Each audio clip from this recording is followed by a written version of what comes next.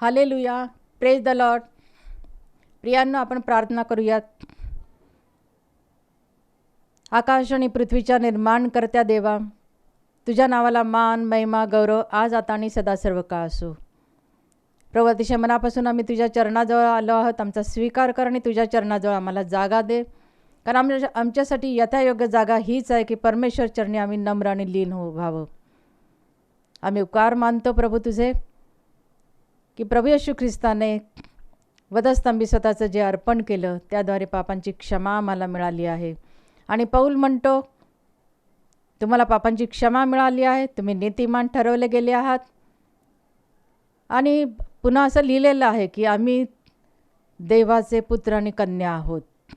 आम्हाला आंबा आणि बाबा म्हणून हाक मारण्याचा हक्क प्रभू तू दिलेला आहे.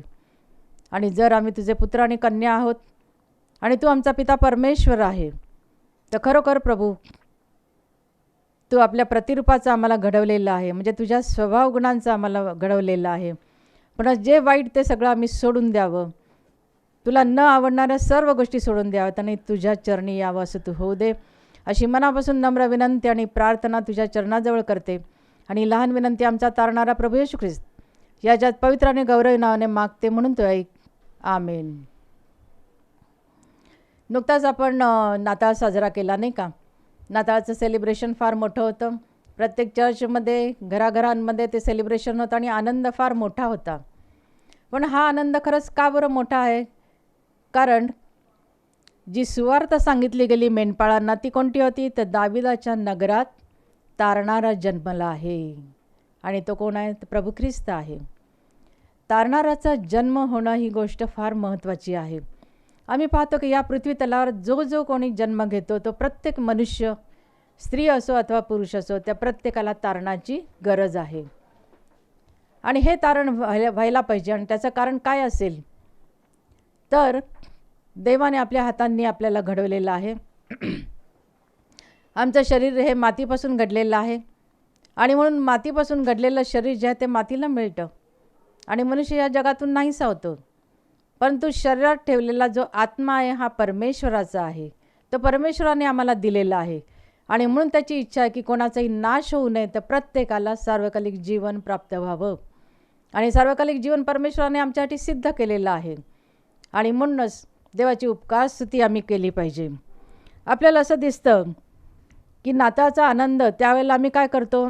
अनेक गोष्टी करतो. नवीन कपडे आहेत, आमचं घर सजवतो, ख्रिसमस ट्री असते, सांता क्लॉज असतो, या सर्व गोष्टी आम्ही करत असतो.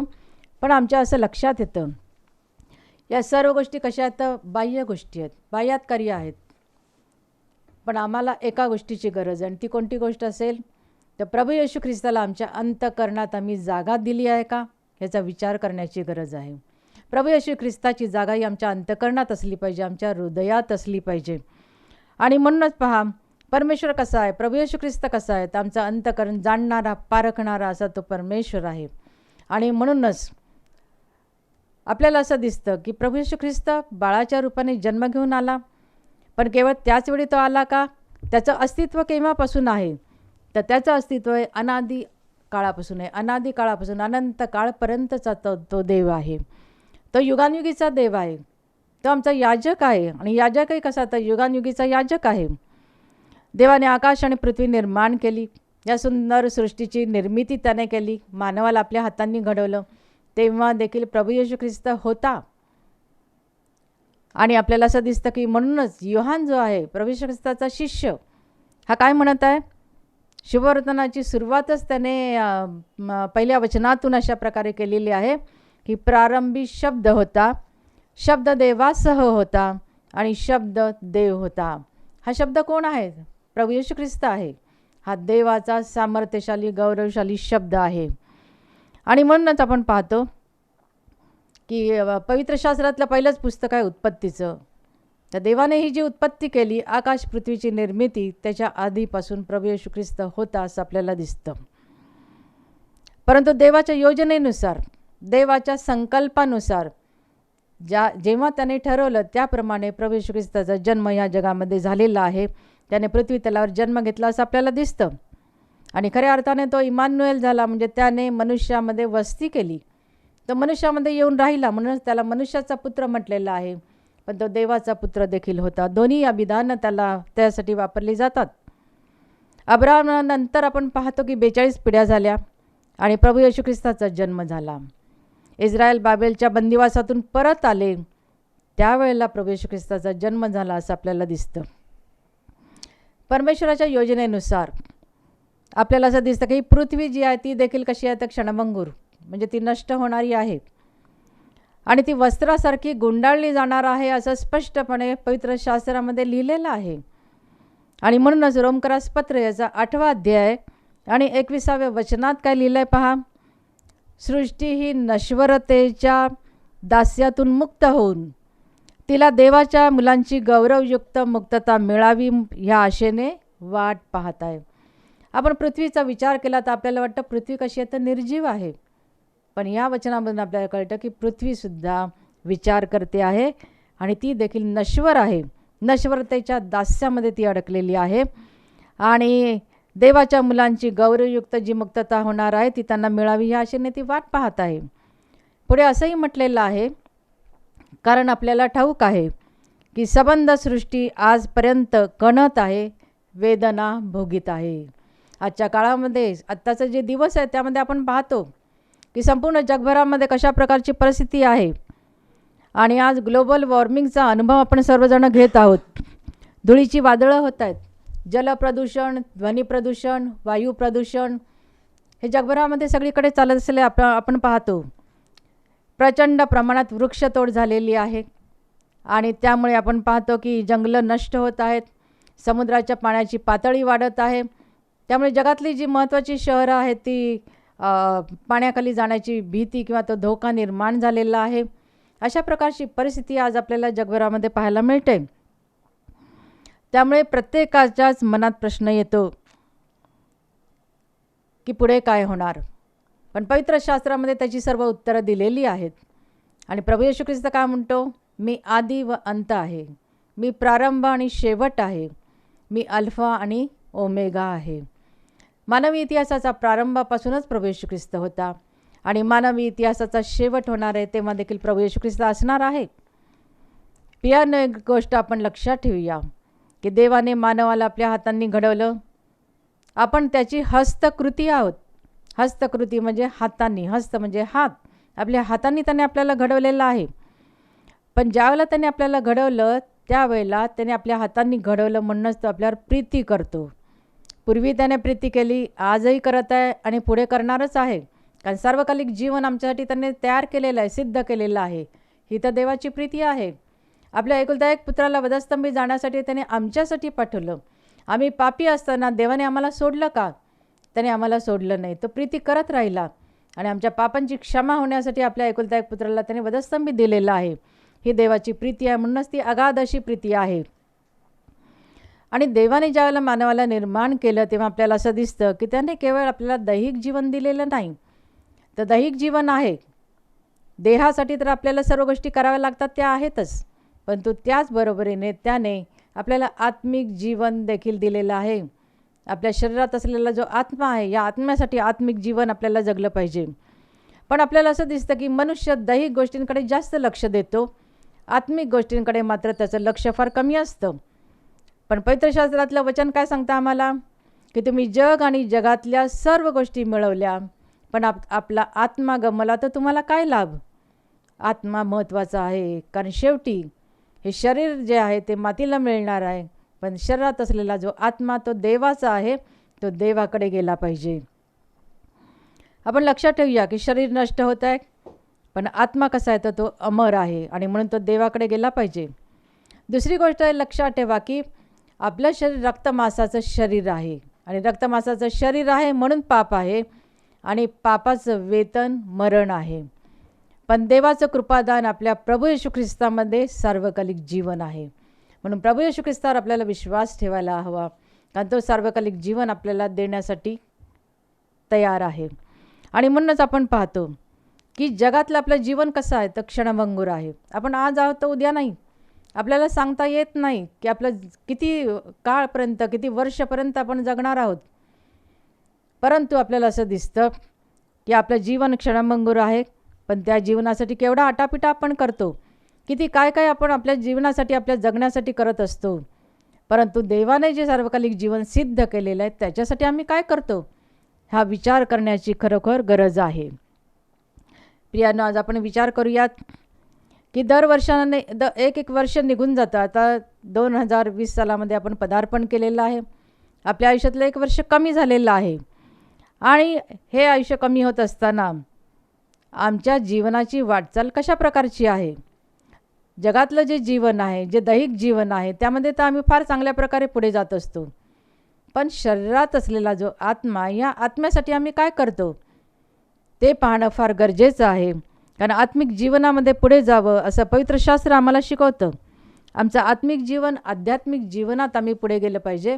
कारण आमचा आत्मा हा देवाचा आहे आणि म्हणून आत्म्यासाठी आम्हाला जगायची गरज आहे. आम्ही अनेक वेळा ठरवतो, आता ह्या वर्षी ना दररोज मी बायबल वाचणार, मी रोज इतके अध्याय वाचेन, असं करेन तसं करेन, मी प्रार्थनेसाठी असं करेन, अशा प्रकारची प्रार्थना त्यात तत्पर होईन, किंवा मी चर्चला रेग्युलर जाईन, मी कधीच चुकवणार नाही, किंवा अशा अनेक गोष्टी आम्ही ठरवत असतो. आध्यात्मिक गोष्टींचा विचार केला तर, किंवा देवाच्या सेवेत मला जायचं आहे, देवाचं कार्य करण्यात मला पुढे जायचं असा विचार करतो. आणि मग पुन्हा आपण एक दिवस विचार केला की दुसऱ्याच दिवशी नाही, आता उद्या पाहू म्हणून नाही विचार आपला होतो. तेव्हा आपण आज जसं यहोशुआ म्हणतो नाही का, आज ठरवा, आत्ता ठरवा, तसं आज आणि आत्ता याला महत्त्व देण्याची आपल्याला गरज आहे असं दिसतं. आमचा देव तर काल, आज आणि युगानुयुगे सारखाच आहे. तो कधी न बदलणारा परमेश्वर आहे आणि न बदलणं म्हणजे सतत प्रीती करणारा परमेश्वर आहे. देव प्रीती आहे, देव पूर्णपणे प्रीती आहे. तो आमच्यावर प्रीती करत राहिला आणि पुढे पण प्रीती करणार आहे. आणि म्हणूनच आपण पाहतो की देवाच्या सान्निध्यातलं जीवन म्हणजे सार्वकालिक जीवन आहे आणि ह्या जीवनात आम्हाला जायचं आहे. आणि म्हणून आपण आध्यात्मिक जीवनात वाढण्याची, आत्मिक जीवनात उन्नती करण्याची फार गरज आहे. प्रभू येशू ख्रिस्ताचा जन्म झाला म्हणून आम्ही आनंदोत्सव केला नाही का, आणि तो दरवर्षी करत असतो. प्रभू येशू ख्रिस्ताचा जन्म झाला, तो तारणारा म्हणून झालेला आहे. आमचं तारण व्हावं प्रत्येकाचंही त्याची इच्छा आहे आणि म्हणून तो या जगामध्ये आलेला आहे. आणि म्हणून आपण पाहतो की प्रभू येशू ख्रिस्ताद्वारेच तारण आहे. कारण त्याचं मोल जे आहे किंवा त्याची जी किंमत आहे ती त्याने वधस्तंभावर भरून दिलेली आहे. आपल्या पवित्र रक्ताद्वारे वधस्तंभावर त्याने त्याची किंमत दिलेली आहे आणि हीच देवाची प्रीती आहे. आम्हाला तारण जे मिळालेलं आहे, तारण काय आहे तर विनामूल्य देवाकडून मिळालेली देणगी आहे. कारण तारणासाठी आम्ही काय करतो, परमेश्वराने तारण आम्हाला दिलेलं आहे आणि आम्हाला फक्त प्रभू येशू ख्रिस्तावर विश्वास ठेवावा हेच सांगितलेलं आहे. हा विश्वास फार महत्त्वाचा आहे. आम्ही हा विचार केला पाहिजे की देवाने आमच्यावर एवढी प्रीती केली आहे.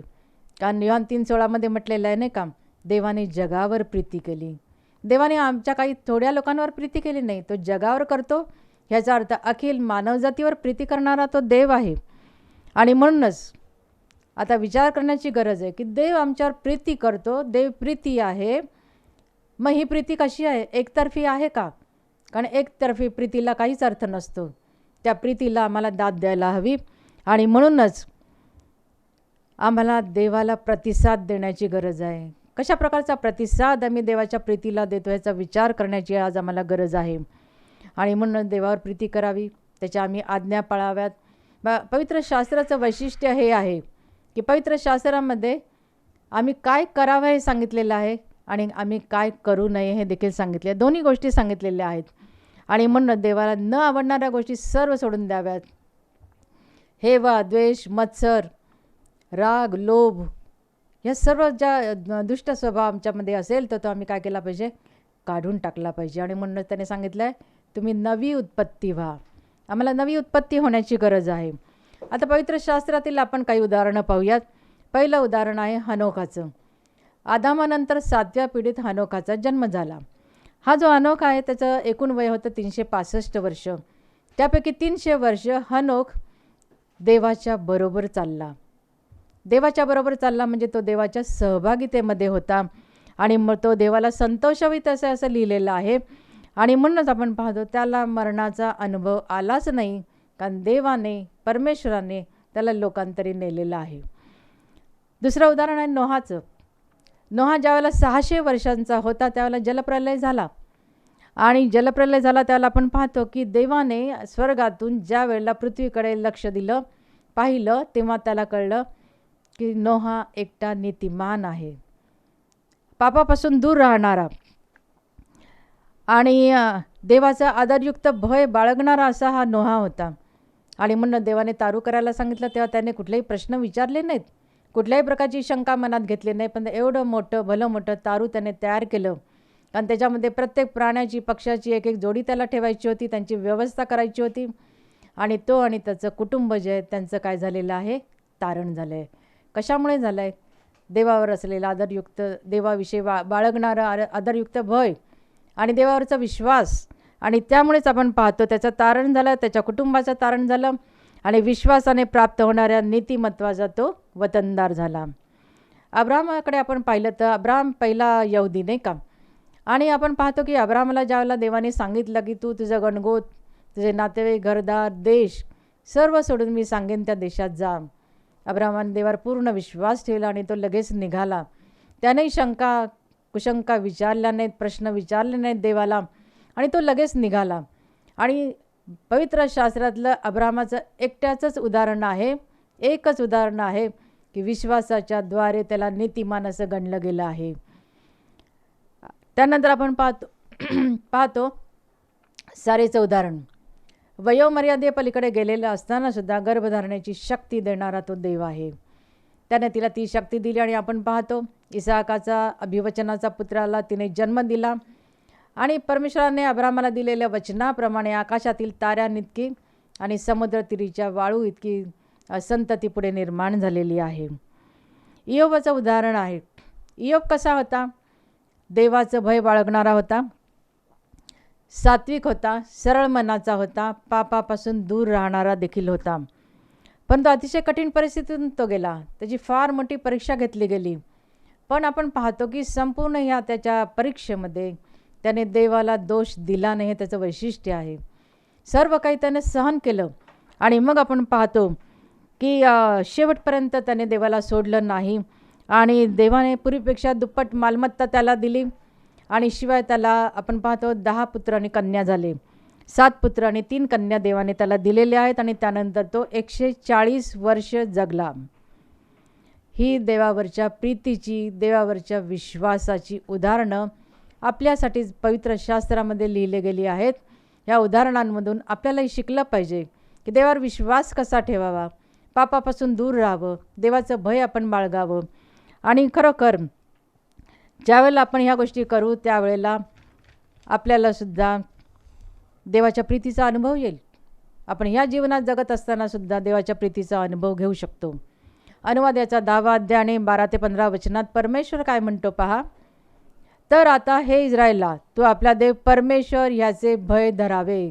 स्वतः परमेश्वर सांगत आहे की तू आपला देव परमेश्वराचे भय धरावे, त्याच्या सर्व मार्गांनी चालावे, त्याच्यावर प्रीती करावी. परमेश्वराची इच्छा आहे की आम्ही त्याच्यावर प्रीती करावी.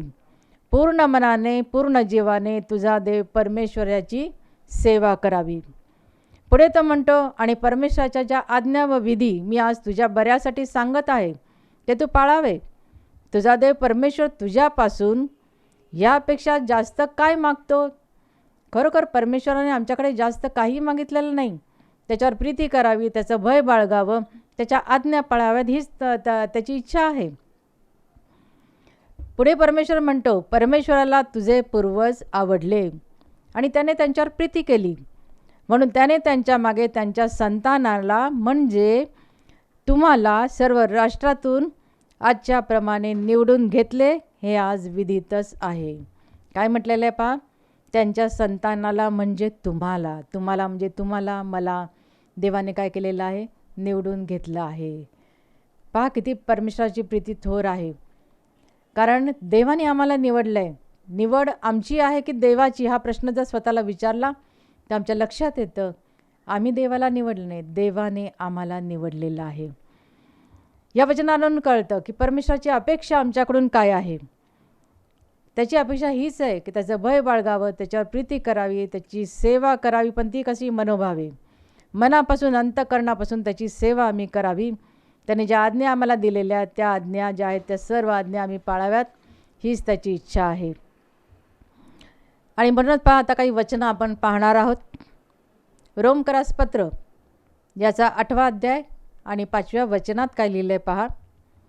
कारण जे देह स्वभावाचे आहेत ते दैहिक गोष्टींकडे चित्त लावतात, आणि जे आध्यात्मिक मार्गानुसारी आहेत ते आध्यात्मिक गोष्टींकडे चित्त लावतात. खरोखर देवाने दैहिक आणि आत्मिक जीवन दिलेलं आहे, पण काही लोक केवळ दैहिक जीवनातच जगतात. केवळ देहासाठी जे काही आहे त्या सर्व गोष्टी करत राहतात, आत्मिक जीवनात मागे पडतात. कारण देह स्वभावाचं चिंतन काय आहे? पवित्र शास्त्र आम्हाला सांगतं की देह स्वभावाचं चिंतन मरण आहे, पण आमचं आत्म्याचं चिंतन हे जीवन आणि शांती आहे. आत्म्याचं चिंतन जर आम्ही केलं, आत्मिक जीवनात जर आम्ही वाढलो, तर आम्हाला काय मिळणार आहे? तर आम्हाला शांती मिळणार आहे आणि सार्वकालिक जीवन मिळणार आहे.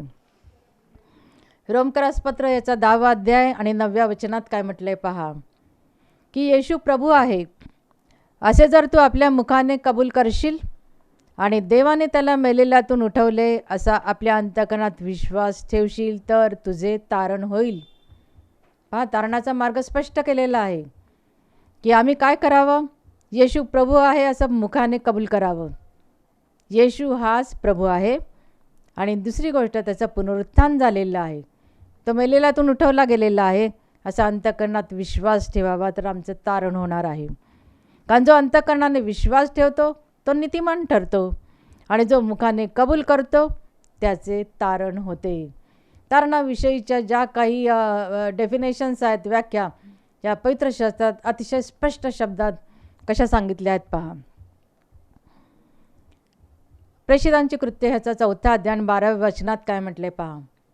आणि तारण दुसऱ्या कोणाकडूनही नाही, कारण जेणेकरून आपले तारण होईल असे दुसरे कोणतेही नाव आकाशाखाली मनुष्यामध्ये दिलेले नाही. एकच नाव श्रेष्ठ आहे, आणि ते कोणतं आहे? येशू. आपण हे लक्षात ठेवलं पाहिजे की येशू हे नाव मरियेने ठेवलेलं नाही किंवा योसेफाने ठेवलेलं नाही. येशू हे नाव कोणी ठेवलेलं आहे? स्वतः परमेश्वराने ठेवलेलं आहे. येशूला ह्या जगात पाठवणारा परमेश्वर पिता आहे. त्यानेच त्याला ह्या जगामध्ये पाठवलं की जेणेकरून त्याने वधस्तंभी जावं, आमच्या पापांची क्षमा व्हावी, आमचं तारण व्हावं. त्या प्रत्येकाचं तारण व्हावं ही देवाची इच्छा आहे. आणि म्हणूनच पहा, एकच नाव श्रेष्ठ आहे, ते कोणतं आहे? येशू. कारण येशू या नावाचा अर्थ काय आहे? तारक, तारणकर्ता, उद्धारक देव आणि मुक्तिदाता. मुक्तिदाताचा अर्थ काय होतो? पापापासून मुक्ती देणारा. आणि म्हणूनच आम्ही त्याची उपकारस्तुती केली पाहिजे. यशायाच्या पुस्तकात 49वा अध्याय 6व्या वचनात परमेश्वर म्हणतो, मजवर भाव ठेवावा व मी तोच आहे. माझ्यापूर्वी कोणी देव नव्हता, माझ्या नंतरही कोणी होणे नाही. मीच परमेश्वर आहे, माझ्याशिवाय कोणी त्राता नाही. मीच तारण विदित केले. विदित केले म्हणजे सांगितले. मीच तारण विदित केले, प्राप्त करून दिले. आता जी आपण उदाहरणं आहेत पाहिली, त्या उदाहरणांमध्ये पाहिलं नाही का, विश्वासाची, प्रीतीची उदाहरणं देवाने त्यांचं तारण केलेलं आहे. तेव्हा देव म्हणतो की मी तारण विदित केलं, प्राप्त करून दिलं आणि समजावलं. पवित्र शास्त्रामधून आम्हाला त्याने काय केलं आहे? समजावून सांगितलेलं आहे. प्रियांनो, प्रभू येशू ख्रिस्ताच्या द्वारेच तारण आहे. कारण आमचं तारण व्हावं म्हणून तो तारण करता ह्या जगामध्ये आला, या पृथ्वी तलावर आला, आणि वधस्तंभावर त्यांनी आपलं स्वतःचं पवित्र रक्त ओतलं. त्याचं रक्त पवित्र होतं. कारण का?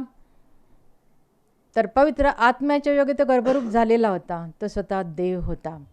आपण पाहतो जुन्या करारामध्ये यज्ञविधी होते, फार काटेकोरपणे ते पाळले जात होते, आणि नियमशास्त्र दिलेलं होतं की जे अतिशय अवघड होतं. पण प्रभू येशू ख्रिस्ताने नियमशास्त्र काय केलेलं आहे? तो म्हणतो मी रद्द केलं नाही, परंतु नियमशास्त्र काय केलेलं आहे? पूर्ण केलं आहे. कारण तो निष्पाप होता, त्याला पाप ठाऊक नव्हतं असं लिहिलेलं आहे. तो निष्कलंक होता, आणि असा हा देवाचा कोकरा, तो देवाचा कोकरा होता. कारण ह्या कोकऱ्याचं अर्पण त्या वधस्तंभावर परमेश्वराने केलेलं आहे, आणि त्याद्वारे पापांची क्षमा आम्हाला मिळालेली आहे. आणि असा हा जो देव आहे, जो एवढी प्रीती आमच्यावर करतो, ज्याने आमच्यासाठी एवढा मोठा त्याग केला, तो स्वर्गीय वैभव सोडून या जगामध्ये आला, आणि आमच्या पापांची क्षमा त्याने आम्हाला केलेली आहे. आणि म्हणूनच तो म्हणतो आता अंधाराकडे वळणं नाही, आता पापाकडे वळू नका, आता उजवी डावीकडे वळू नका, तर आपली दृष्टी कुठे लावा? प्रभू येशू ख्रिस्ताकडे, कारण तो त्याच्याद्वारे तारण आहे. मुखाने कबूल करा, अंतःकरणात प्रभू येशू ख्रिस्ताला ठेवा, आपल्या हृदयामध्ये प्रभू येशू ख्रिस्ताला ठेवा, कारण तोच तारण करता आहे, तो मुक्तिदाता आहे. आणि म्हणून त्याच्यावर पूर्ण विश्वास आम्ही ठेवला पाहिजे. आणि म्हणूनच पहा, एक गोष्ट लक्षात ठेवूयात की आता आम्हाला कुठल्याही प्रकारची अर्पणं करण्याची गरज नाही, कुठल्याही प्रकारचे यज्ञ करण्याची गरज नाही, कारण प्रभू येशू ख्रिस्त देव असतानाही त्याने स्वतःचं अर्पण जे पूर्णपणे शुद्ध होतं असं अर्पण त्या वधस्तंभावर केलेलं आहे. आणि म्हणून आपण त्याचे काय करूयात? उपकार मानूयात, त्याची उपकारस्तुती करूयात आणि सदैव आपल्या अंतःकरणामध्ये त्याला जागा देऊयात, कारण प्रभू येशू ख्रिस्त हाच तारक आहे, तोच उद्धारक देव आहे. त्याच्याशिवाय आमचा उद्धार होणार नाही, कारण त्याची किंमत त्याने वधस्तंभावर मोजून दिली आहे, त्याचं मोल त्याने वधस्तंभावर दिलेलं आहे. आणि म्हणून प्रभू येशू ख्रिस्ताला मनापासून धन्यवाद. आणि म्हणून पुन्हा एकदा म्हणते, हालेलुया. परमेश्वराची उपकारस्तुती असो, आमच्या प्रभू येशू ख्रिस्ताची उपकारस्तुती असो, कारण ज्या प्रभूने आमच्यासाठी एवढा मोठा त्याग केला, जो प्रभू देवाचा कोकरा म्हणून या जगात आला आणि त्याने वधस्तंभावर स्वतःचं अर्पण केलं, जे शुद्ध होतं, जे पवित्र अर्पण होतं, त्याद्वारे पापांची क्षमा आम्हाला मिळालेली आहे. त्याचं दुसरं आगमन होणार आहे, लवकरच तो येणार आहे, त्याचे येण्याचे दिवस जवळ आलेले आहेत. त्यावेळेला तो येईल आणि विश्वासणाऱ्यांना घेऊन जाईल आणि सार्वकालिक जीवन त्याने सिद्ध केलेलं आहे. या सार्वकालिक जीवनात तो आम्हाला घेऊन जाणार आहे. म्हणून मनापासून त्याला धन्यवाद देते. हालेलुया. Praise the Lord. आकाश पृथ्वीच्या निर्माणकर्त्या देवा परमेश्वरा, तुझ्या नावाला मान, महिमा, गौरव आज आता आणि सदा सर्व का असो. आम्ही अतिशय मनापासून प्रभू तुझ्या जी वचनं ऐकली किंवा जी वाचली ती सर्व तू आशीर्वादित केली आहेस असा आमचा विश्वास आहे. प्रभू, ज्यांनी ती ऐकली, तू म्हटलेलं आहे ज्यांना कान आहेत ते ऐको. ज्यांनी कोणी ही वचनं ऐकलेली आहेत प्रभू, त्या सर्वांपर्यंत तुझे आशीर्वाद पोचव अशी प्रार्थना करते. आणि खरोखर प्रभू येशू ख्रिस्त हाच तारक आहे, तोच आमचा उद्धारक देव आहे आणि तो मुक्तिदाता म्हणजे पापापासून मुक्ती देणारा आहे.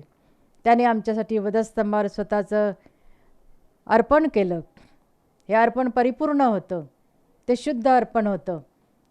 आणि म्हणूनच आम्ही मनापासून देवाचे उपकार मानतो की मनुष्य पापात पडला, तो पापी आहे. पवित्र शास्त्र आम्हाला शिकवतं की जगामध्ये कोणी शुद्ध नाही, सगळेजण पापी आहेत आणि म्हणूनच ते देवाच्या गौरवाला उणे पडलेले आहेत. तरीसुद्धा प्रभू तुझी प्रीती आमच्यावर करत आहेस, त्याबद्दल आम्ही तुझे उपकार मानतो. सर्व प्रकारच्या परिस्थितीत आमच्याकडे धावून येणारा परमेश्वर तू आहेस. जसं नारायण वामन टिळक आपल्या कवितेत म्हणतात, ख्रिस्त गुरु माऊली ग माय माझी, ख्रिस्त गुरु माऊली हाके सरशी मज ताराया स्वर्गातून धावली. हो प्रभू, आम्ही तुला हाक मारली की आम्ही तुला हाक मारित आहोत आणि तू स्वर्गातून आमच्यासाठी धावून आलास. आमच्या पापांची क्षमा व्हावी म्हणून तू धावून आलास आणि त्या सर्व वेदना, यातना, वधस्तंभावर आमच्यासाठी तू सहन केल्यास. या सर्वाबद्दल आम्ही तुझे मनापासून उपकार मानतो आणि तुला अनेक आणि अनेक धन्यवाद देतो. आणि प्रभू, प्रार्थना करते की ज्या प्रिय लोकांनी हा संदेश ऐकलेला आहे प्रत्येकावर आशीर्वाद पाठव आणि प्रभू प्रत्येकाचं तारण व्हावं असं तू कर, की जेणेकरून प्रत्येकाने तुझ्यावर विश्वास ठेवावा आणि आपलं तारण साधून घ्यावं असं तू हो दे. कारण पवित्र शास्त्र सांगतं, भीत भीत व कापत कापत आपले तारण साधून घ्या. खरोखर प्रभू, या सर्वाबद्दल मनापासून तुझे उपकार मानते आणि ही लहान विनंती आमचा तारणारा प्रभू येशू ख्रिस्त याच्यात पवित्र आणि गौरवी नावाने मागते म्हणून तू ऐक.